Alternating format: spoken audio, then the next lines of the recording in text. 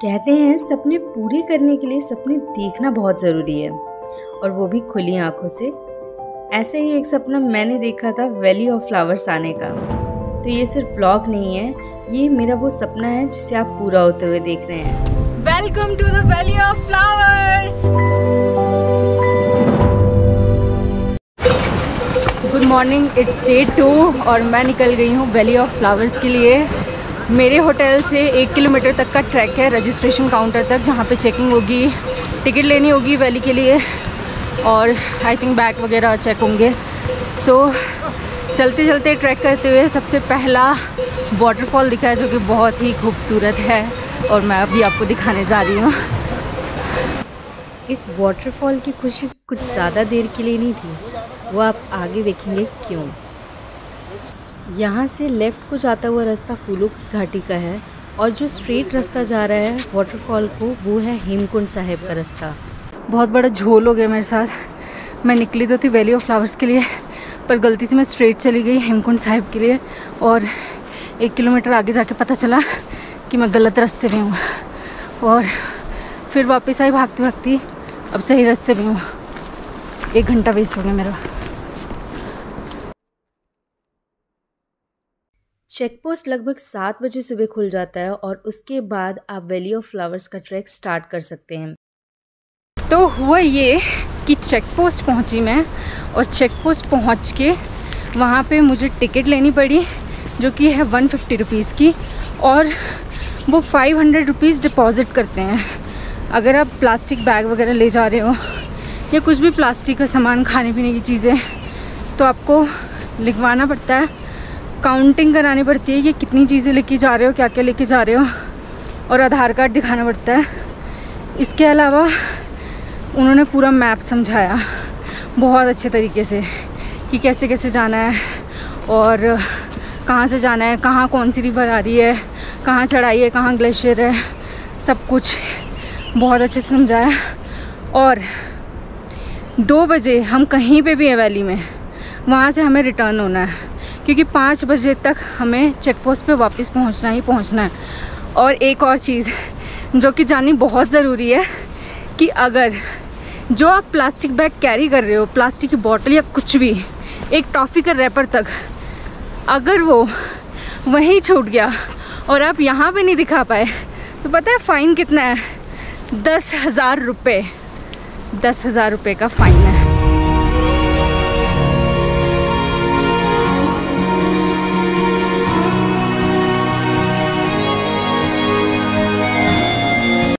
शाम को वैसे यहाँ पे भालुओं का बहुत ज़्यादा खतरा रहता है। आप देख सकते हो पूरा जंगल वाला एरिया है। गलती से जो मैं हेमकुंड साहिब वाले रास्ते पे चली गई थी ना, वहाँ पे इतने लोग हैं, और वैली ऑफ फ्लावर्स के रास्ते में मेरे को सिर्फ अभी तक 3 लोग दिखे हैं, सिर्फ 3 लोग। यहाँ पे भी फूल लगे हुए हैं।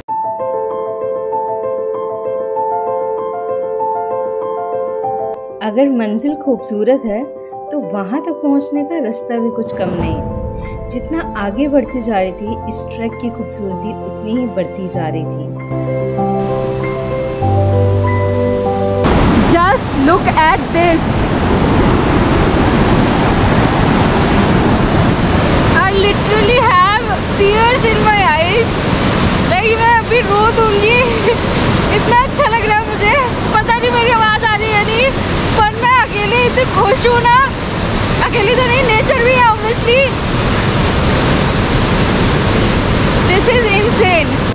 कभी कभी अपने सपने को सच होता हुआ देख के यकीन नहीं होता कि सच में ये सपना है या हकीकत, और इसकी खुशी संभालना थोड़ा मुश्किल हो जाता है।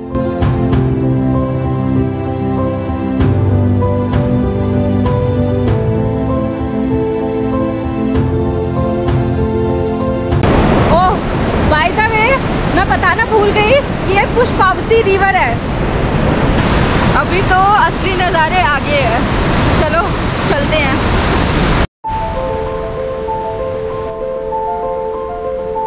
वैसे एक चीज़ मुझे बहुत अच्छी लगी कि वैली में कोई भी प्लास्टिक छोड़ने पे तगड़ा फाइन लगेगा। चलो, जिम्मेदारी का एहसास ना सही, डर ही सही। प्लास्टिक हमारे पहाड़ों को बहुत गंदा करती है।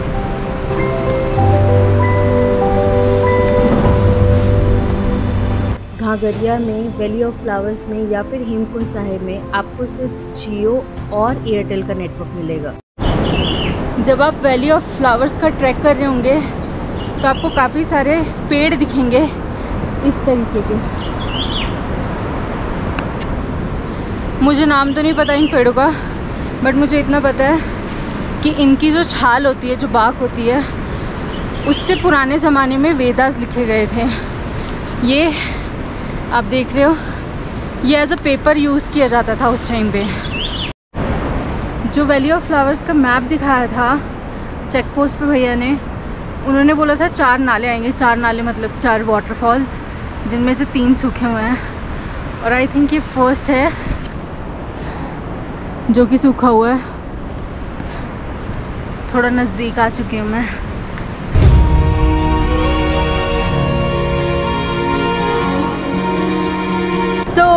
मेहरबान कदरदान साहिबान, दिल थाम के बैठिए, आपको मैं दिखाने जा रही हूँ वैली ऑफ फ्लावर्स का पहला व्यू।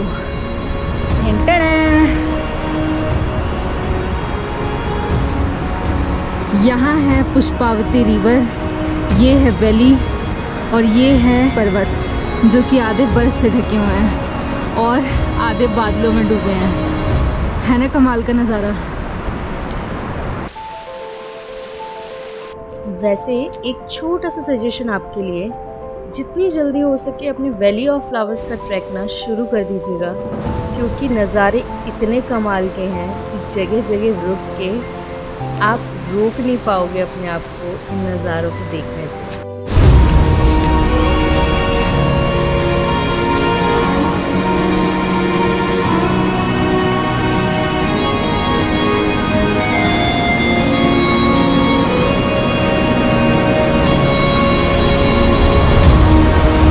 ये है बामन धौर गुफा। कुछ साधु वाधु रहते थे क्या यहाँ? ये पता नहीं पहले। अच्छा हाँ। 2 दिन के थका देने वाले ट्रैवल के बाद और 3-4 घंटे के इस ट्रैक के बाद फाइनली मैं वो मोमेंट जी रही थी जिसका मैंने बेसब्री से इंतज़ार किया था। स्वागत है आपका वैली ऑफ फ्लावर्स में। इस वैली को पहले भ्योंदार वैली या फिर अलकनंदा वैली के नाम से भी जाना जाता था। कह रहे थे फूल नहीं है घाटी में, पर जितने भी है बहुत है और जितने भी दिख रहे हैं बहुत अच्छे दिख रहे हैं। जो सारे माउंटेन्स हैं ना, वो सारे बादलों से ढक गए हैं ऑलमोस्ट। इधर ये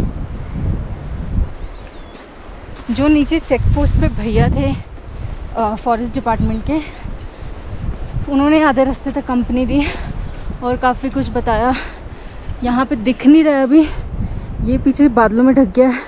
यह है नीलगिरी पर्वत और टिपरी ग्लेशियर है यहाँ पे। वहाँ से ही पुष्पावती रिवर स्टार्ट होती है और आती है। अगर आप वैली को फुल ब्लूम में देखना चाहते हैं तो बेस्ट टाइम विज़िट करने का मिड जुलाई से मिड अगस्त तक है। मुझे ना इनमें से किसी भी फूलों का नाम तो नहीं पता, पर जो भी हैं ये फूल बहुत ही खूबसूरत हैं, अलग अलग कलर्स के।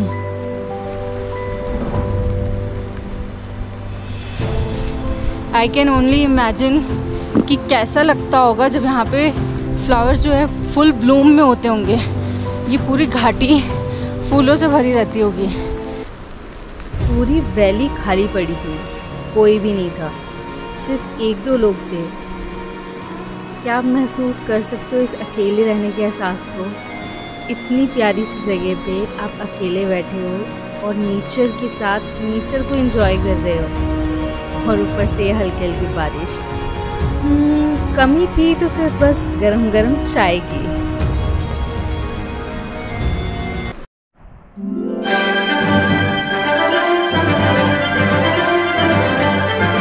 वैसे अनजाने में कुछ चीज़ें कितनी कमाल की हो जाया करती है ना, जैसे कि इस वंडरलैंड की डिस्कवरी। जी हाँ, आपने बिल्कुल सही सुना। जब 2 ब्रिटिश माउंटेनर्स 1931 में अपने सक्सेसफुल एक्सपीडिशन से वापस लौट रहे थे माउंट कामेट के, तो वो भोले भटके इस वैली में आ पहुँचे और इस वैली की खूबसूरती से वो इतने मेस्मराइज हुए कि इसका नाम वैली ऑफ फ्लावर्स रख दिया गया। शायद उन्हीं की वजह से आप और मैं इस वैली की सुंदरता को एक्सपीरियंस कर पा रहे हैं आज।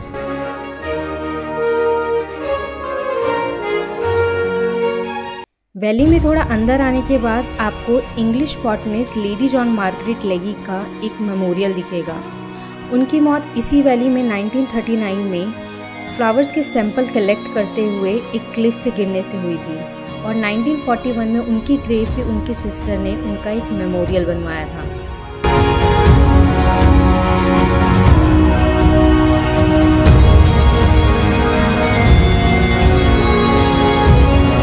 देखते ही देखते वैली का मौसम ख़राब होने लग गया और मेरी किस्मत अच्छी थी कि फॉरेस्ट डिपार्टमेंट के ऑफिसर्स मुझे मिल गए, जिनकी बदौलत पूरी वैली मुझे एक्सप्लोर करने को मिल गई।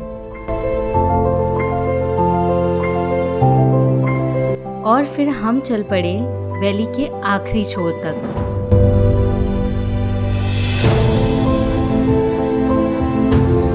और यहाँ पहुँच के जो नज़ारा था ना, आप खुद ही देख सकते हैं, मुझे कुछ कहने की ज़रूरत नहीं है।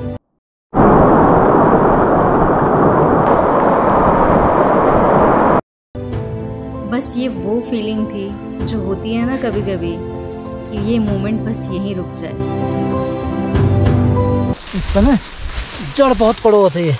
इसकी ये पेट दर्द के लिए मतलब वो था, दवाई का काम भी लगता है इसका जड़। अच्छा, यहाँ पे काफ़ी सारी जड़ी बूटियाँ वगैरह होती होंगी ना। फॉरेस्ट ऑफिसर्स मुझे यहाँ की जड़ी बूटियों के बारे में और यहाँ के पौधों के बारे में बता रहे थे। जान के काफ़ी अच्छा लग रहा था।